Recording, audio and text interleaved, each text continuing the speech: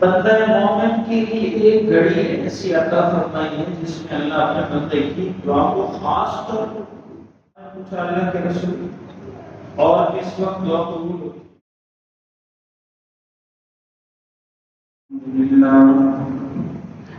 الحمد لله نحمده ونستعينه ونستغفره ونؤمن به ونتوكل عليه ونعوذ بالله من شرور أنفسنا ومن سيئات أعمالنا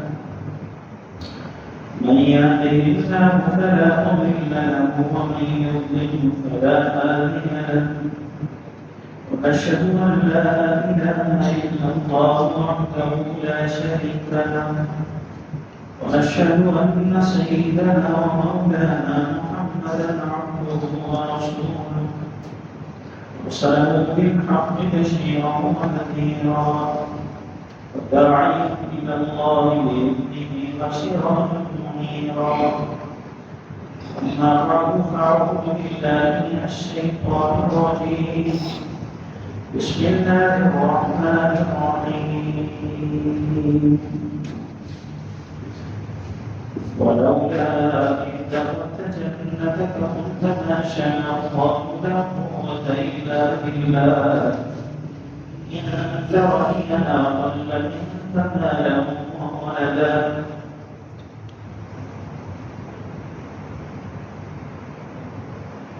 وقال رسول الله صلى الله تعالى عليه وسلم إنما الأعمال بالنيات وقال رسول الله صلى الله تعالى عليه وسلم الدعاء العبادة آمنت بالله صدق الله العظيم وصدق رسوله النبي الكريم ونحن على ذلك من الشاهدين والشاكرين والحمد لله رب العالمين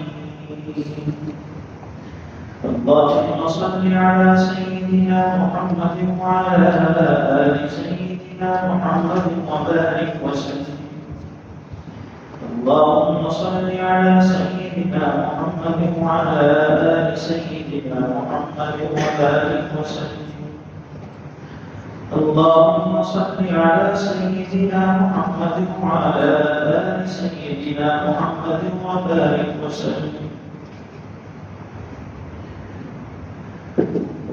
اللہ تعالیٰ کے کرم و فضل سے اس کی پاک کلام سے دو جگہ سے آیات تلاوت کی گئی ایک سورہ کاف جیسے اور سورہ انبیاء سے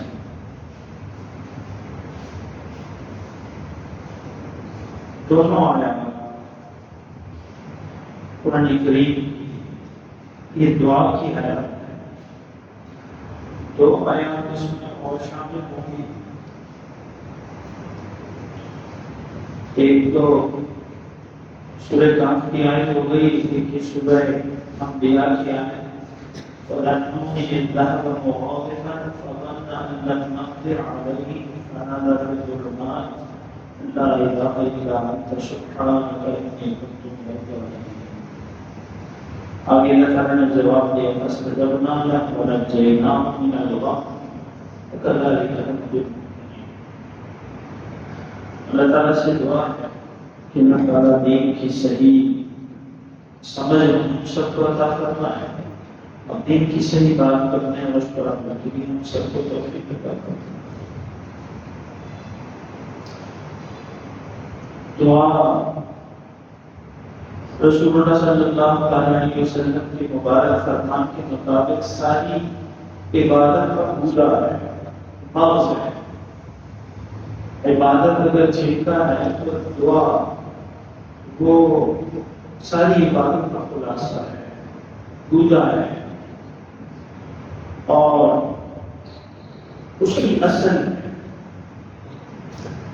اور اللہ کے رسول علیہ السلام نے دعا کے اوقات کی ارشاد فرمایا صحابہ نے پوچھا کہ اللہ کے رسول کون سے اوقات میں دعا قبول ہوتی ہے، تو حضور نے وہ اوقات پیش آتا ہے۔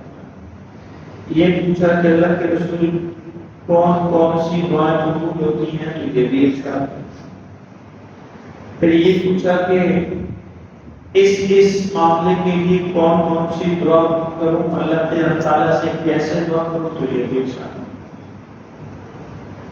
جیسے صحابہ نے پوچھا کہ اللہ کے رسول دعا کب قبول ہوتی ہے، کون سے فرمایا بعد فرائض المکتوبہ، بعد صلاۃ المکتوبہ، جو فرض نماز ہے اس کے بعد جو دعا کی جاتی ہے وہ قبول۔ اور ہمارا رویہ ہم اپنے آپ کو دیکھیں تو فرض نماز کے بعد ہم دعا کرتے ہیں، کوشش کرتے ہیں نکل جائیں۔ عصر اور فجر کے بعد تھوڑا وقفے کا وقت ہوتا ہے تو اس میں کچھ تسبیحات کے بعد دعا کی جاتی ہے، اور اجتماعی ہمارا مجموعی رویہ کسی ایک فرد کی بات کی جا سکتی ہے۔ ہاں بیمار ہے، بزرگ ہے، عذر ہے،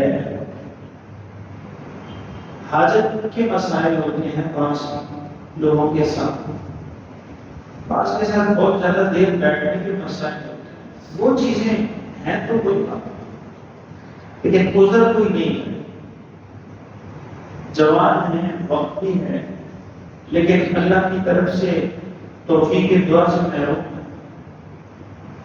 اللہ کے صحابہ کا طریقہ یہ ہے کہ وہ اپنی حاجتوں اور دعاؤں کو فرائض نماز کی، جو فرائض فرض نمازیں ہیں، ان کے آخر تک کوشش کرتے کہ اپنی دعا کو فرض نماز کے بعد تک مؤخر کریں۔ جیسے ہی فرض نماز ہو اللہ تعالیٰ سے دعا مانگے۔ پھر صحابہ نے پوچھا اللہ کے رسول اور اس وقت دعا قبول ہوتی ہے، تو حضور نے فرمایا کہ رات کے آخری پہر، رات کا جو پچھلا پہر ہے، اس میں اللہ تعالیٰ دعا قبول کرتا ہے۔ پھر کسی صحابی نے پوچھا کہ دعا کب قبول ہوتی ہے، تو فرمایا کہ اذان اور اقامت کے دوران جو درمیان میں جو وقفہ ہے مختصر سا چھوٹا تھوڑا سا وقفہ ہوتا ہے اذان اور اقامت کا، اس وقفے کے دوران اللہ تعالیٰ دعا قبول کرتا ہے۔ پھر صحابہ نے پوچھا کہ اللہ کے رسول مزید کوئی وقت ارشاد فرمائیں دعا کب قبول ہوتی ہے۔ اسی لیے میں عرض کرتا ہوں کہ صحابہ اس دین کی، اس اسلام کی ساری عمارت کی بنیاد اور سارا خلاصہ ہے۔ صحابہ نے ان کو دین نہیں، حضور پاک علیہ السلام نے ارشاد فرمایا کہ جمعے کے دن اللہ تعالیٰ نے ہر جمعے کے دن بندہ مومن کے لیے ایک گھڑی ایسی عطا فرمائی ہے جس میں اللہ اپنے بندے کی دعا کو خاص طور پر، ورنہ تو ہر وقت کوئی اللہ والے تھے وہ بات کرتے ہوئے کہ فرمانے لگے کہ اللہ کا دروازہ کھٹکھٹاتے رہو اور مانگتے رہو، تو ایک دن آئے گا کہ دروازہ کھل ہی جائے گا اور جواب آ جائے گا۔ تو مجمع میں ایک اور اللہ والے بیٹھے، وہ فرمانے لگے یہ آپ نے فرمایا کہ دروازہ کھٹکھٹاتے رہو تو ایک وقت آئے گا کھل جائے گا اور جواب آ جائے گا، تو یہ بتائیں یہ دروازہ بند بھی ہوتا ہے؟ حالانکہ یہ دروازہ بند تو بند والا دروازہ نہیں ہے، یہ تو کبھی بند ہی نہیں ہوتا، جب بند نہیں ہوتا تو کھلے گا کیسے؟ ہر وقت کھلے، اور بار بار کھٹکھٹاؤ اور پھر جواب آئے تو یہ کوئی دنیا کے گھر کا دروازہ نہیں ہے، نہ کسی بادشاہ کے گھر کا دروازہ ہے، ایک دفعہ بھی کھٹکھٹاؤ تب بھی کھل جائے۔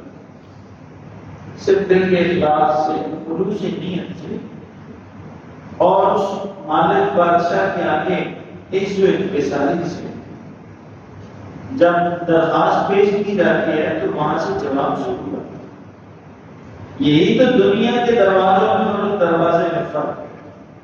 یہاں دل میں بیٹھے بیٹھے کٹکھٹاؤ تب بھی جواب آتا ہے، ایک مرتبہ کٹکھٹاؤ تب بھی جواب آتا ہے، اور کبھی وہ بند کا تو تصور ہی نہیں ہے، ہمیشہ کھلا ہے۔ تو صحابہ نے پوچھا کہ جمعے کے دن، حضور نے فرمایا جمعے کے دن ایک گھڑی ایسی، پھر مختلف روایات بتاتی ہیں کہ وہ گھڑی کون سی ہے۔ بعض محدثین مفسرین نے فرمایا کہ وہ گھڑی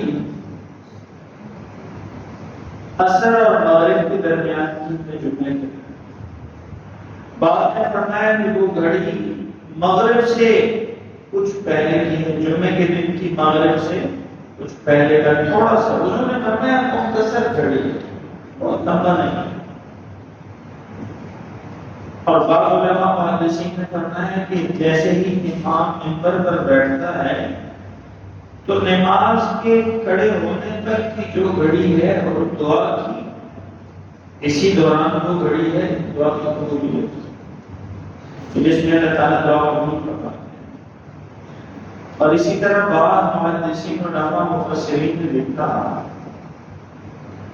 کہ وہ گھڑی جب امام دو خطبوں کے درمیان مختصر وقفہ کرتا ہے تو اس دوران وہ گھڑی ہوتی ہے،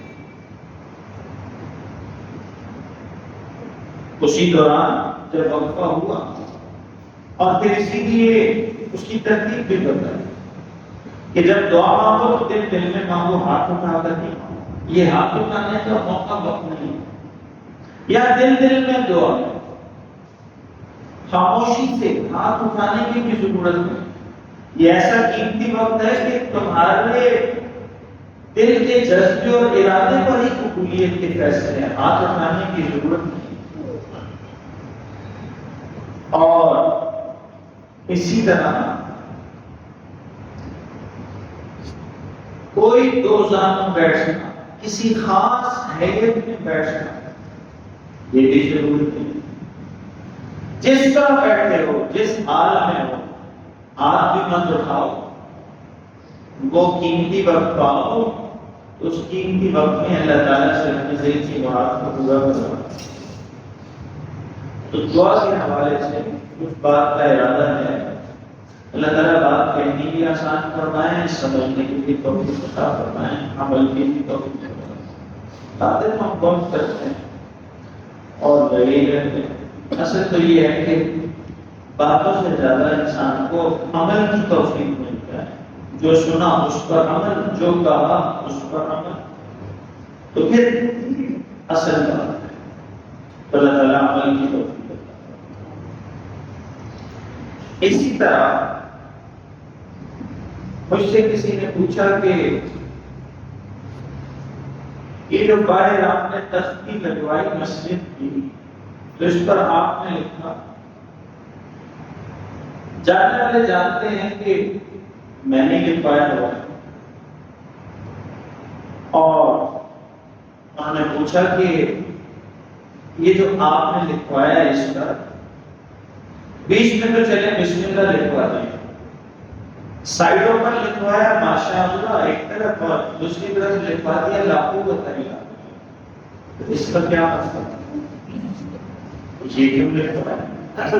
یہاں اللہ محمد کے لکھوا سکتے اور یہاں ماشاءاللہ سبحان اللہ کے لکھوا سکتے، یا حی یا قیوم کے لکھوا سکتے، اچھے ہیں اس سے تعلق اچھے۔ تو میں نے انہیں عرض کیا کہ ہر موقع کی چیز الگ الگ ہے، ہر موقع کی ہر چیز الگ الگ ہے۔ جو دوا سر کے درد کے لیے ہے وہ پاؤں کے درد کے لیے نہیں، جو پاؤں کے انفیکشن کی دوا ہے وہ آنکھ کے انفیکشن کی نہیں۔ تو جو لکھنے کی چیز ہے جہاں پر ہے وہاں لکھی جائے تو اس کا مطلب بھی پورا ہو جاتا ہے اور اس کی تاثیر بھی ہوتی ہے۔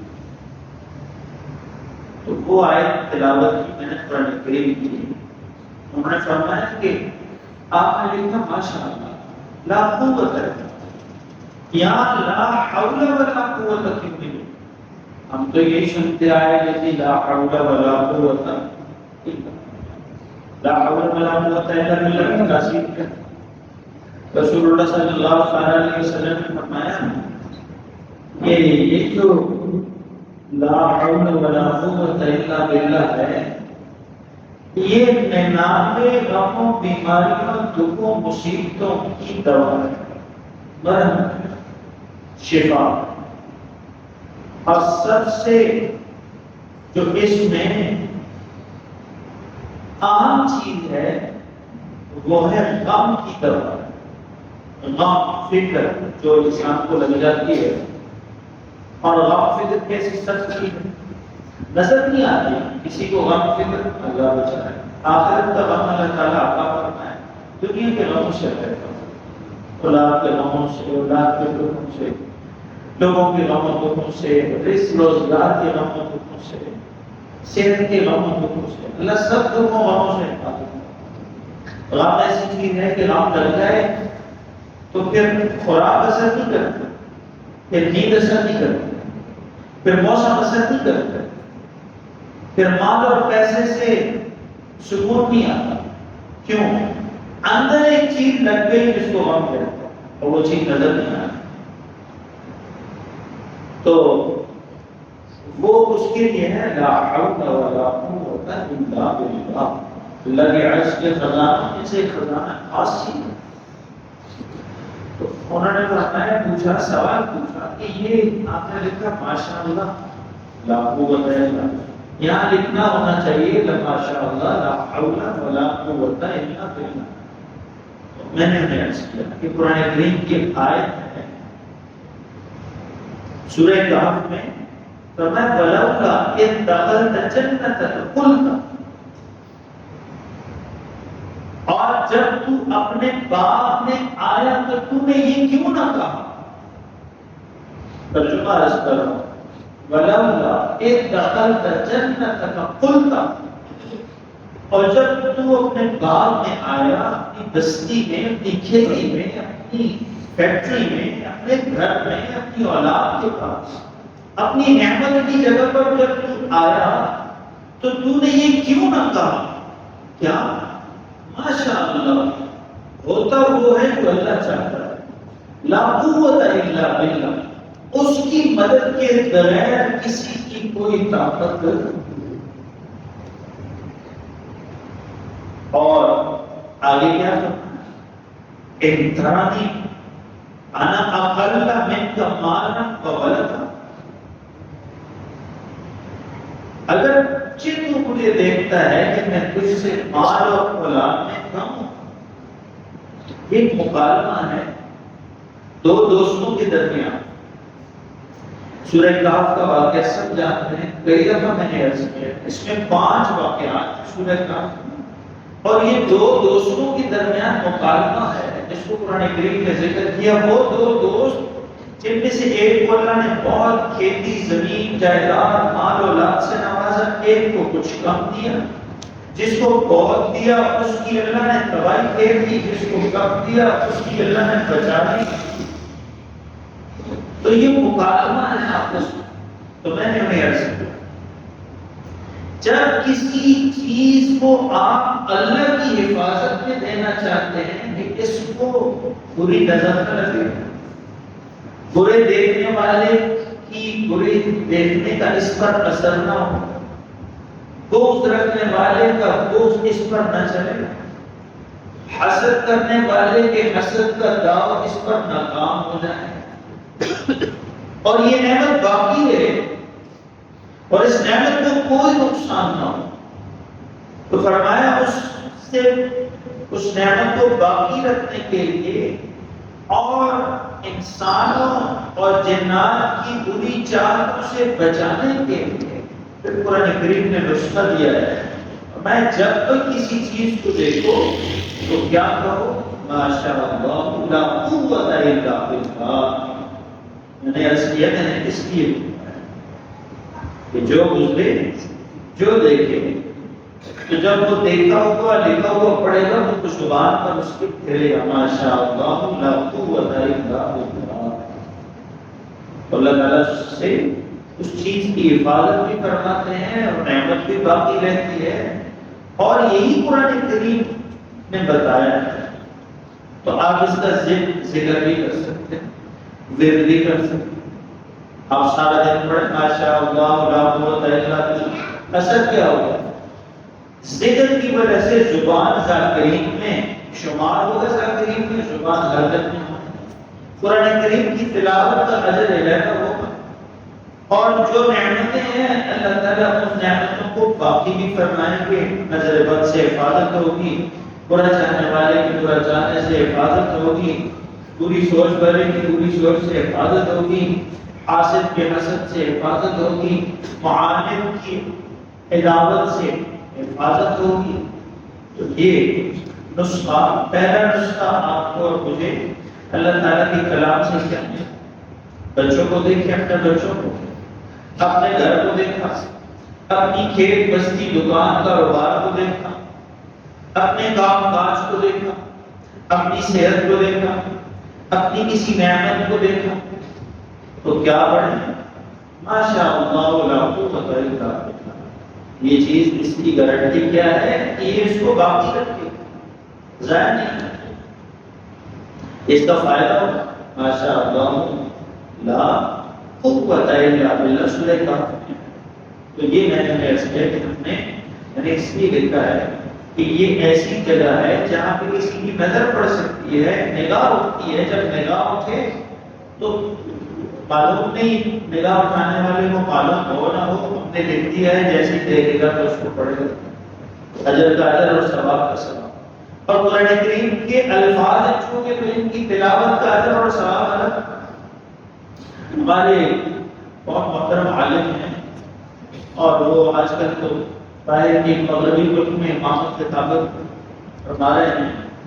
تو ان سے میں نے سنا, وہ فرماتے ہیں کہ میں نے جن قاری صاحب سے حفظ کیا, قرآن کریم پڑھا, تو وہ قاری صاحب کراچی میں جو کہ الیکٹرک ہے, کراچی کا جو بجلی کی سپلائی کا نظام ہے کہ الیکٹرک, کراچی الیکٹرک, اس میں بڑے عہدے پر انجینئر تھے وہ قاری صاحب. وہ فرمانے لگے بزرگ عالم کہ میں نے ان سے قرآن کریم پڑھا اور میں نے اپنے استاد سے پوچھا کہ آپ کو قرآن پاک یاد بہت اچھا ہے, ضبط آپ کو بہت اچھا ہے, قرآن آپ کو بہت اچھا یاد ہے, تو استاد جی اس کی وجہ کیا ہے؟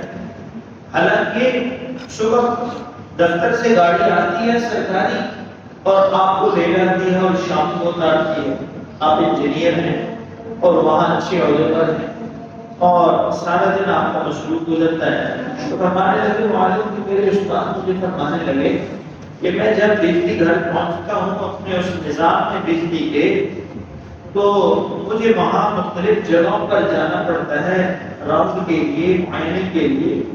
تو میں کیا کرتا ہوں, وہاں فارغ وقت ہوتا ہے تو میں ساتھ کسی کو نہیں رکھتا, تو میں اپنے قرآن کریم کی تلاوت شروع کر دیتا ہوں اور وہ میں اپنے پارے پڑھتا ہوں. اور صبح دفتر 9 سے 5 تک کے جو اوقات ہیں ان میں 3 پارے زبانی کلامی دھوپ پھر تک پڑھ لیتا ہوں, روزانہ 3 پارے. تو قرآن کریم کی تاریخ عبد الصمد نام ہے ان کا, کیے رہے. تو قرآن کریم پڑھنے کا اپنا نور ہے. قرآن کریم سے زبان کر رہے اور ذاکرین میں بھی شمار ہو, جیسے قرآن کریم نے کہا وَالذَّاکِرِینَ اللَّهَ كَثِيرًا وَكَثِيرًا. وہ ذکر کرنے والے جو کثرت سے اللہ کو یاد کرتے ہیں, اور وہ ذکر کرنے والی ہیں جو کثرت سے اللہ کو نام لیتی ہیں, اللہ کو یاد کرتی ہیں. تو قرآن کی تلاوت کی برکت الگ, ذکر میں شامل ہونے کی فضیلت الگ, اور دنیا کی نعمتوں کی حفاظت, بقا اور دوام کا فائدہ الگ. اسی طرح قرآن کریم میں دوسری آیت دعا کے موضوع پر آج بات کا ارادہ, اسی ماشاء اللہ لا قوت الا باللہ کی وجہ سے کہ ہمیں پتا ہو کہ ماشاء اللہ لا قوت الا باللہ قرآن کریم کی آیت لا حول ولا قوت الا باللہ وہ علیحدہ چیز ہے، اور ماشاء اللہ لا قوت الا باللہ یہ علیحدہ چیز ہے۔ اسی طرح قرآن کریم نے صحابہ کا واقعہ ذکر کیا، صحابہ کی بات کی، اور کیا فرمایا؟ حسبنا اللہ ونعم الوکیل، حسبنا اللہ ونعم الوکیل۔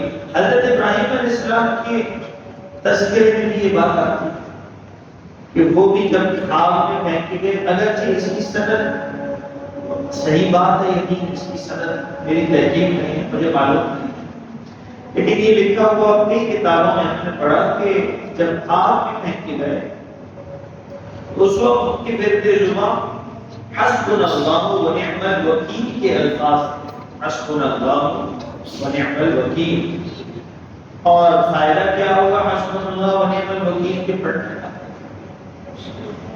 قرآن کریم کی جس آیت میں صحابہ کے واقعے، صحابہ کی مناسبت سے اس واقعے کا تذکرہ ہے، تو وہاں بتا رہا ہے اللہ کا کلام کہ جو آدمی حسبنا اللہ ونعم الوکیل پڑھے گا، تلاوت کرے گا، ورد کرے گا، اس کو زبان ورد زبان رکھے گا، اللہ تعالیٰ شیطان کے مکر اور فریب سے، اس کی سازش سے، اس کے وسوسے سے اس کی حفاظت، شیطان سے بچ جائے۔ بعض اوقات ہم زندگی میں کتنے بڑے قصور کر دیتے ہیں، کسی کو نقصان دے دیا، کسی کی جان لے لی، کوئی غلط فیصلہ کر لیا، یا گھر میں کوئی گھر والوں سے کوئی لڑائی ہو گئی، بحث ہو گئی، اور پھر آخری حد تک چلے گئے، اور پھر بعد میں کہنے لگے کہ جی مجھے تو پتہ ہی نہیں تھا، ذہن پر، ہم خود بھی کہتے ہیں ذہن پر شیطان سوار ہو گئے، نہیں پتہ چلا۔ یہ جو آپ کو انسانوں کے روپ میں درندے اخباروں میں آتا ہے، اللہ سب کے بچوں کی حفاظت کرنا ہے کہ ایسے درندے جو 3-4 سال کے بچوں کے ساتھ اپنے منہ گالا کرتے ہیں، پھر ان کو مار دیتے ہیں، یا جو بھی باتیں ہیں، کیونکہ بچے بیٹھے ہوتے ہیں وہ بات زیادہ تو کر بھی نہیں سکتا، معصوم بچے بھی ہوتے ہیں، تو ہوتا کیا ہے ان کے بھی سر پر تو شیطان سوار، ان کی عقل پر بھی تو شیطان سواری کر رہا ہوتا ہے، شیطان نے ان کو گدھا بنایا ہوتا ہے، جیسے گدھے پر آپ سواری کرتے ہیں تو یہ گدھے بن جاتے ہیں اور شیطان سواری کر رہا ہوتا ہے۔ تو قرآن کریم کی آیت بتاتی ہے کہ جب انسان حسبنا اللہ ونعم الوکیل پڑھتا ہے تو اللہ تعالیٰ ہر قسم کے شیطان کے مکر اور فریب سے اس کی حفاظت کرتا ہے۔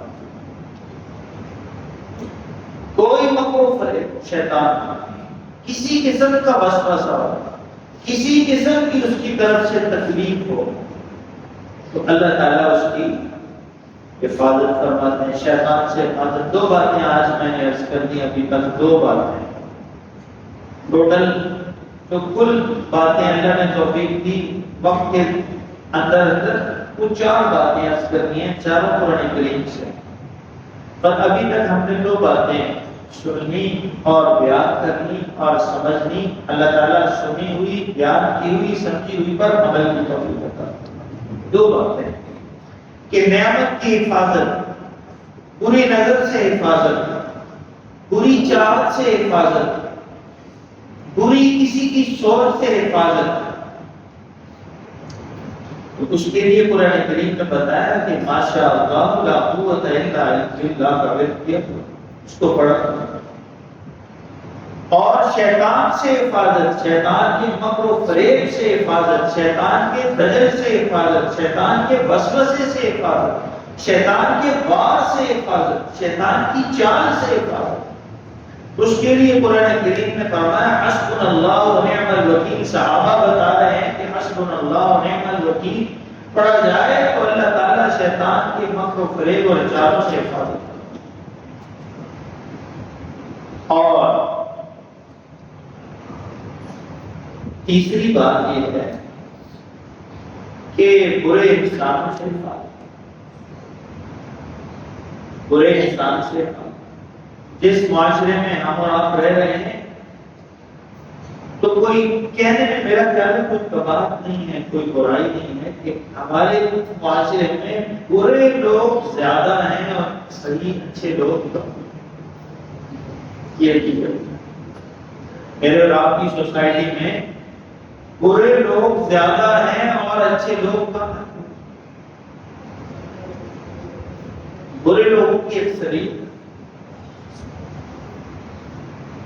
کوئی مثال آسان مثال ہے آپ کے سامنے، مسجد میں جس کو آنے کی توفیق ہوئی اس کو اچھائی کی توفیق، اور جس کو سینما گھر اور جلسے جلوس غلاظتیں گالیاں اور گندے کام اور ناچ گانے اور بکواس اس کی ادھر چل گیا تو کیا ہوا؟ اچھا ہوا برا ہوا؟ برے رستے پر چلے گا تو برا ہو جائے گا، اچھے رستے پر چلے گا تو اچھا ہو جائے گا، اچھے لوگوں کے ساتھ رہے گا تو اچھا بن جائے گا، برے لوگوں کے ساتھ رہے گا تو برا بن جائے گا۔ تو برے لوگوں سے بھی تو حفاظت ہو۔ تو قرآن کریم نے نسخہ دے دیا مجھے اور آپ کہ فرعون کے دربار میں قال رجل مؤمن من آل فرعون يكتم ایمانه اتقتلون رجلا ان يقول ربي الله۔ میں نے کئی دفعہ عرض کیا آپ کی خدمت میں، جو بات یہ کتاب کرتی ہے کائنات کا کوئی انسان اور کوئی کتاب اس طرح کی بات نہیں کر سکتی۔ جو جواب یہ دیتا ہے اور وہ جواب دل پر جو لگتا ہے، ایسا جواب اور کوئی کلام اور کوئی کتاب نہیں۔ یہ لاجواب ہے، لا ریب تو ہے، لاجواب بھی، اس کا جواب ہی کوئی نہیں۔ اتنی سی آیت کا ٹکڑا ہوگا اور اس میں سارے جہانوں کا خلاصہ ہے اللہ کی قسم۔ اور ہم دور ہیں بدقسمتی سے، ہمارے نظام تعلیم میں نہیں اور معاشرے میں نہیں، عدالت میں نہیں ہے، سیاست میں نہیں ہے، حکومت میں نہیں ہے، معیشت میں نہیں ہے، بازار میں نہیں ہے، کہیں بھی نہیں، گھر میں بھی نہیں، شادی غمی میں بھی نہیں۔ غمی میں ہم نے رکھ دیا ہے وہ پیٹ پوجا والے جو سرکاریں ہیں، انہوں نے رکھ دیا ہے جب ماتم ہو تو قرآن لے جاؤ اور وہ چکر شکر لگاؤ، کیا کچھ کرتے ہیں، فضولیات، بحث بھی کرنے کا پر ہمارا دل نہیں کرتا، اور شادی کے لیے خوشی کے موقع پر رکھ دیا بس اس کے سائے میں بیٹی کو رخصت کر، بس اس کے سائے کی ضرورت ہے، اس کو پڑھنا ہے، نہ اس پر عمل کرنا ہے نہ پڑھنا ہے۔ بہرحال اللہ مجھے اور آپ کو عمل کی بھی توفیق عطا فرمائے، پڑھنے کی بھی توفیق عطا فرمائے، سمجھنے کی بھی توفیق عطا فرمائے۔ میرے کہنے سے ایک میرے تعلق والے ہیں، انہوں نے کچھ ترجمہ قرآن پاک شروع کیا، تو اکثر مجھے جب ملاقات ہو تو وہ مجھے بتاتے ہیں کہ جی میری تو آنکھیں کھول دی ہیں قرآن، مجھے تو اب پتہ چلا ہے قرآن چیز کیا ہے، وہ اللہ کہتا کیا ہے قرآن پاک۔ تو میں نے انہیں عرض کیا نا، ہم تو اسی لیے کہتے ہیں، ہم تو ہاتھ بھی جوڑتے ہیں کہ اس کو پڑھو۔ اب اس کے ترجمے ملتے ہیں، اردو ترجمہ لے لو مفتی تقی عثمانی صاحب کا، اس کو گھر میں رکھ لو اور اس سے پڑھا کرو، دیکھا تو کرو، معلوم ہو کیا کہہ رہا ہے اللہ تعالیٰ۔ تو بہرحال مختصر وقت میں یہ عرض کر رہا تھا کہ انسانوں سے، برے انسانوں سے حفاظت، برے لوگوں سے حفاظت، برے لوگوں کی ایذا رسانی سے حفاظت، برے انسانوں کی طرف سے پہنچنے والی تکلیف سے حفاظت۔ تو فرعون کے دربار کا ذکر کیا قرآن کریم نے، اس شخص کا کہ وہ فرعون کے دربار میں پہنچ گیا اور فرعون اور اس کی کابینہ اور اس کی فوج اور پولیس کے بڑے لوگوں نے اس کے قتل کا فیصلہ کر لیا۔ قال رجل مؤمن اتقتلون رجلا ان يقول ربي اللہ، کیا تم اس آدمی کو قتل کرنا چاہتے ہو جس کا قصور یہ ہے کہ وہ یہ کہتا ہے کہ اللہ میرا رب ہے؟ بھلا یہ کوئی قتل کرنے کی بات بنتی ہے؟ تم سب کو بھی اللہ نے عقلیں دی ہیں، کوئی یہ قتل کرنے کی بات ہے کہ کوئی یہ کہے کہ ایک اللہ مالک ہے، میرا رب ایک اللہ ہے. توحید ایسی چیز ہے. آپ دیکھیں توحید لوگوں کو برداشت نہیں کرتا.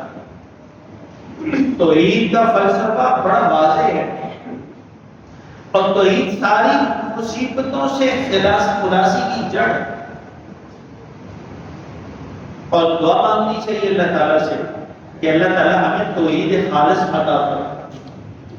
اور شرک کے چھوٹے ذرے سے بھی صحابہ کتنا ڈرتے تھے شرک سے، چوٹی سے ذرے سے بھی پناہ. اور حضور کی دعا اللہم انی اعوذ بک من الشک والشرک. اللہ شک سے بھی حفاظت فرما، شرک سے بھی حفاظت. شک ایسی بری چیز ہے کہ شک رب کے بارے میں ڈر جائے تو رب کی بارگاہ سے خارج کر دے. اللہ شک سے حفاظت فرما. شک بیماری ہے، اللہ شک کی بیماری سے محفوظ فرما. شرک سے حفاظت کرتا ہے، شرک کی جگہوں سے حفاظت کرتا ہے. ان جگہوں پر جہاں شرک ہوتا ہے ان سے حفاظت کرتا ہے. آپ دیکھیں کہ وہ لاہور میں ہوتا ہے اس ہر سال داتا دربار. داتا کہنا بھی نہیں چاہیے، ہم نہیں کہتے داتا. جن ہمارے داتا کو کچھ پر ہے اللہ ہمارے داتا، ہمارا داتا زمین پر کوئی. اور وہاں دوست ہیں اور وہ اس کا افتتاح کر رہے ہیں پاکستان کی حکومت کے دوسرے نمبر کے شخص جو آج کل نائب وزیر اعظم. یہ جو نہ ہمیں نام لینے کا شوق ہے نہ تذکرہ. ان کو اللہ تعالیٰ نے کیسی کیسی مصیبتوں پریشانیوں سے بچایا، ان پر کتنے عذاب آئے، وہ افتتاح کرنا ہے. بھائی یہ کیا ہے؟ اس کہاں سے اور ہونا ہوگا تو سرکار مدینہ صلی اللہ تعالی علیہ وسلم کے مزار پر انوار پر کیا ہے؟ توحید خالص ہو. بزرگوں کو مانتے ہیں، اللہ والوں کو مانتے ہیں. اگر وہاں اس قبر میں حضرت علی حجویری رحمۃ اللہ علیہ مدفون ہیں تو ہمارے سر آنکھوں کے تاج ہیں، اولیاء کے سردار اور بادشاہ. ان کی کتابیں سب علماء کی لائبریریوں میں ہیں کشف المعشوق سمیت. اور اتنی مشکل کتاب کہ میں نے پڑھنی شروع کی، مجھے سمجھ نہیں آئی. جب میں نے اس کی تشریح خریدی، کشف المعشوق کی شرح خریدی، اس سے سمجھنے کی کوشش کی. اتنی اونچی کتاب تھی، اتنے بڑے اللہ کے. تو ہر موضوع کی طرف میں آ رہا ہوں. تو توحید کی بات کی قتل کا فیصلہ ہوا فرعون کے دربار میں. تب کون بچائے؟ بادشاہ ہے، قتل کے فیصلہ کر چکا ہے اور ساری مشینری اس کے ساتھ ہے. تو کون حفاظت کرے، کون بچائے؟ وَأُفَوِّضُ أَمْرِي إِلَى اللَّهِ إِنَّ اللَّهَ بَصِيرٌ بِالْعِبَادِ. قرآن کریم نے کہا، اس شخص نے کیا کہا؟ اللہ تیرا معاملہ تیرے سپرد ہے، تو بچانا چاہے تو مار کوئی نہیں سکتا،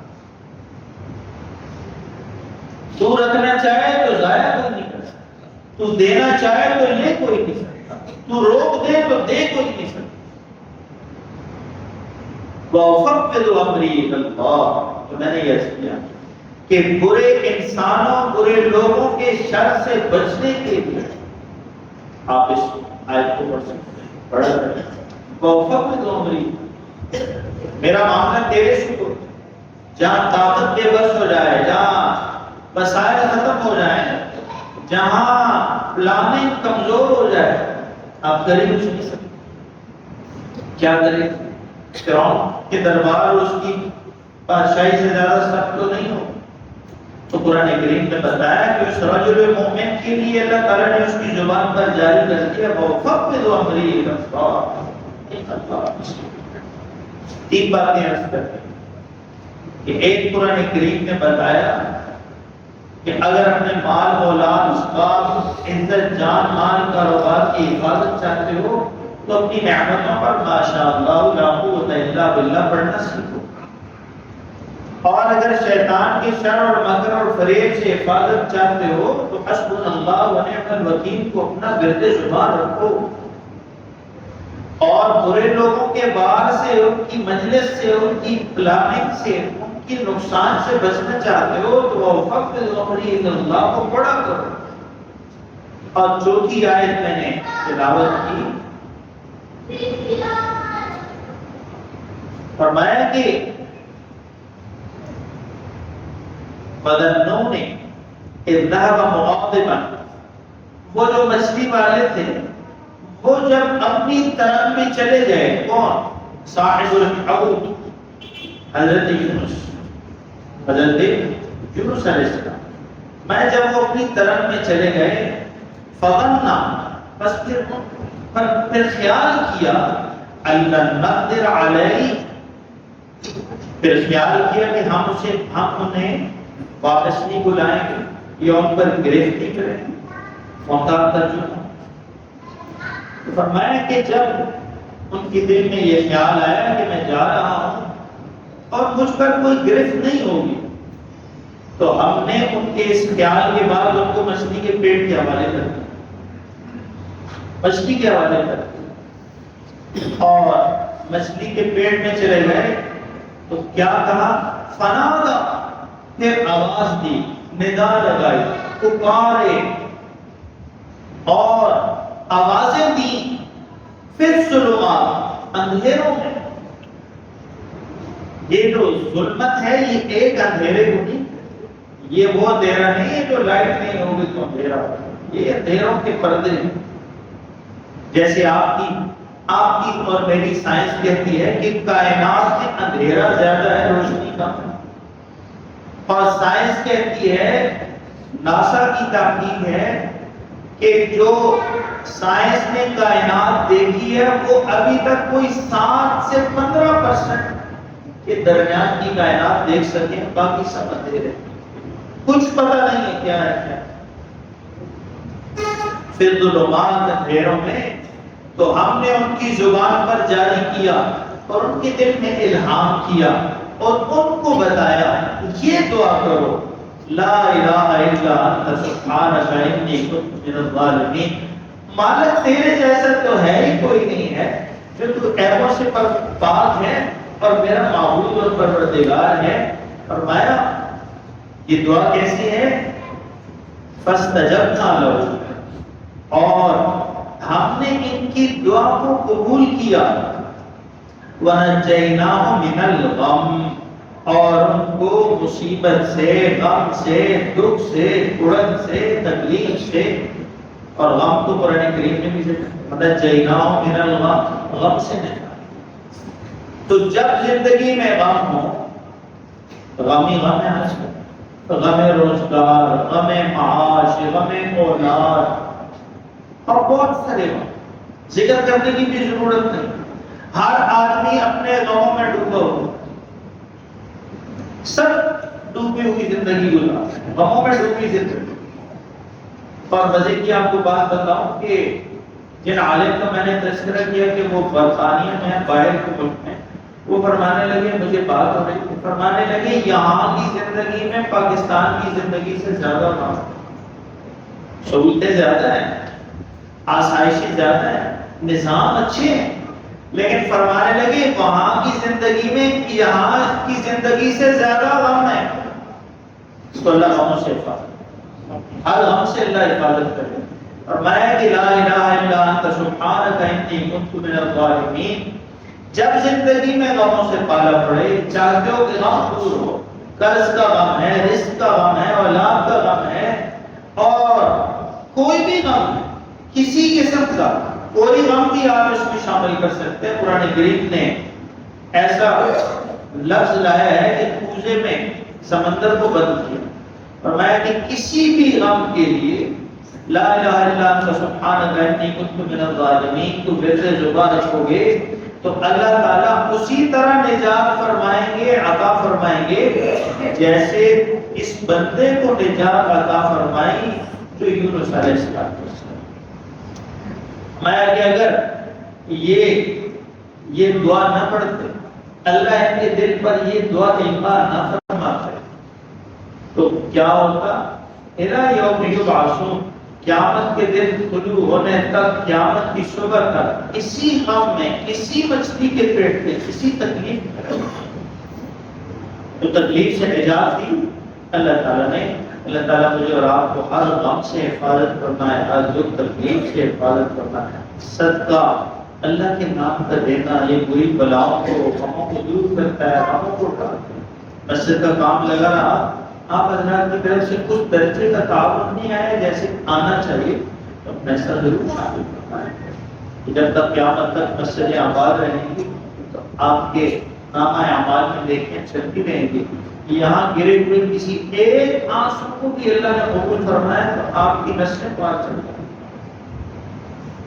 یہ نہیں ہے کہ آپ یا میں نہیں کریں گے تو ہوگا نہیں، یہ اللہ کا نظام ہو جائے تو پھر مانگنی چاہیے اللہ تعالیٰ سے، اللہ مجھے اپنے گھر میں نئے کاموں میں لگانے کی توفیق عطا فرمائے، دل کی خوشی سے لگانے کی توفیق عطا فرمائے، ورنہ آپ دیکھتے ہیں کہ کیسا وقت ہے کہ کتنے اچھے لوگوں پر حالات آ گئے اس دفعہ، 2010 کا سیلاب، 1992 کے سیلاب، پھر سیلاب تو میدانی علاقوں میں آنے کی چیز ہے، لیکن اللہ کے آگے تو کوئی، اللہ کے آگے پہاڑ اور میدان کی کوئی حیثیت ہے، تو اللہ پہاڑوں پر بھی سیلاب لیا، گلگت میں سیلاب، انزا میں سیلاب، گلمرگ میں سیلاب، علی آباد میں سیلاب، شمالی علاقہ جات کے نام آپ گئے ہو، اور کراچی میں تو سیلاب چلے آنا بنتا ہے، لیکن گونیر کے پہاڑ پر سیلاب،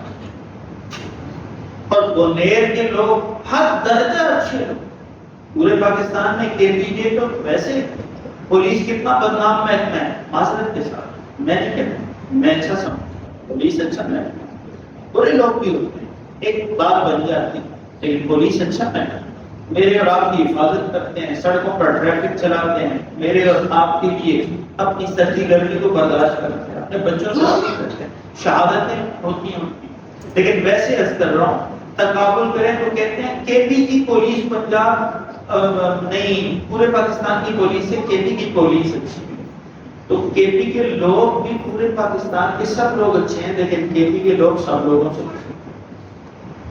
اور ایک بات اور بھی یاد رکھیں، اللہ تعالیٰ نیک لوگوں کا ساتھ عطا فرمائے اور صحیح درست سوچ عطا فرمائے، یہ زبان سے کبھی نہ نکالا کریں کہ وہاں یہ ہوتا تھا، وہ ہوتا تھا، فلاں گناہ تھا، فلاں گناہ تھا، اس لیے ان پر عذاب آ گیا ہے، اللہ کے خوف سے پناہ مانگو۔ جوئے کے اڈے تو میرے اور آپ کے بڑے شہروں میں، شراب کی بٹیاں تو میرے اور آپ کے شہروں میں، اور ناجائز قتل اور ربا برائے تاوان اور چوری چکاری اور ظلم و ستم اور ڈاکے اور کیا کچھ، یہ تو بڑے شہروں میں ہے۔ اللہ کا عذاب اگر اس طرح ہوتا تو کیا میں اور آپ جنید بغدادی ہیں؟ ہم بات ایسے کرتے ہیں جیسے ہم معصوم ہیں، جس پر عذاب آیا یہ سب سے بڑا مجرم ہے۔ بھائی عذاب کا اور آزمائش کا فیصلہ کرنے والے آپ اور میں نہیں ہیں، ہمیں اللہ نے فیصلے کا اختیار نہیں دیا۔ ہر درجہ اچھے لوگ، آگے کی آزمائش اللہ تعالیٰ کی، اللہ کے کاموں کو اللہ بہتر سمجھتا۔ عذاب آنے ہوتے تو میرے اور آپ کے شہر پر پہلے آتا، ان پر کم آتا۔ پہاڑوں میں کیا گناہ کرتے ہوں گے لوگ، کھیتی باڑی کرتے، کتنے مسائل ہوں گے پہاڑوں میں رہنے والوں کے پاس۔ اللہ تعالیٰ اس کی سوچ سے حفاظت کرنا، جب کبھی ایسی آزمائش ہو تو زبان کو روکنا چاہیے۔ بالاکوٹ کے لوگ بہت برے تھے، یہ ہوتا تھا اس لیے زلزلہ آ گیا، مظفر آباد میں یہ ہوتا تھا اس لیے زلزلہ آ گیا۔ مجھے سامنے کوئی کہے تو میں منع کرتا ہوں، کہتا ہوں کیوں؟ وہ برے تھے تو آپ اور میں بہت اچھے ہیں؟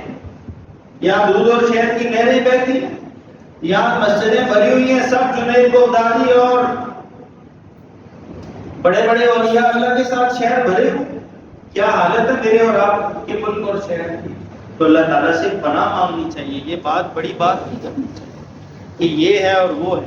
اللہ کی آزمائش، اللہ کی طرف سے امتحان، اللہ کی طرف سے ایک فیصلہ ہے ان کی تکلیف کا۔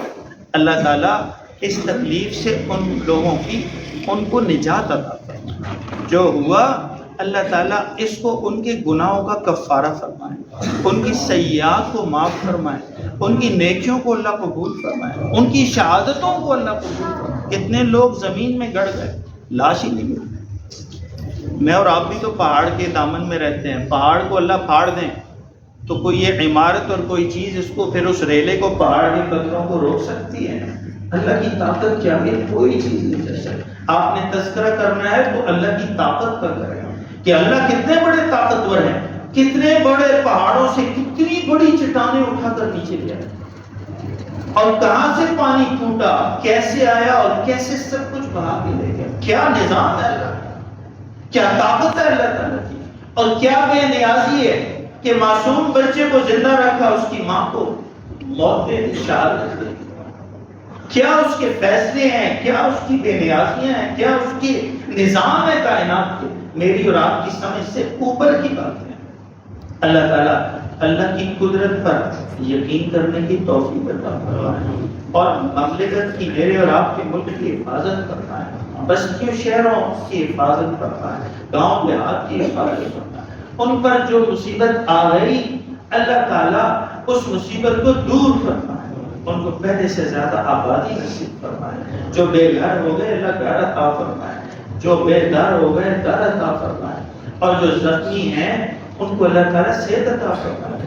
جو دب گئے ان کی لاشیں اللہ تعالیٰ توفیق عطا فرمائے ہم سب زندوں کو کہ لاشیں باہر آئیں اور مناسب طریقے سے ان کی تدفین کا انتظام ہو سکے. اور جن کی جانیں چلی گئیں اللہ تعالیٰ اس جان جانے کے بدلے اپنا قرب عطا فرمائے، شہادتیں عطا فرمائے، اپنا ساتھ عطا فرمائے. جب اللہ کا قرب مل گیا، اللہ کی رضا مل گئی، اللہ کی جنت مل گئی، تو یہ دنیا کا جو تکلیف کے ساتھ موت ہو گئی یہ ختم ہو جاتی ہے، اس کا اثر بھی باقی نہیں رہتا. اللہ کا ایسا نظام جو آپ کو اللہ تعالیٰ عمل کی توفیق عطا فرمائے اور میرے اور آپ کی ہر گناہ سے اللہ حفاظت فرمائے، دنیا اور آخرت میں سعادت نصیب فرمائے.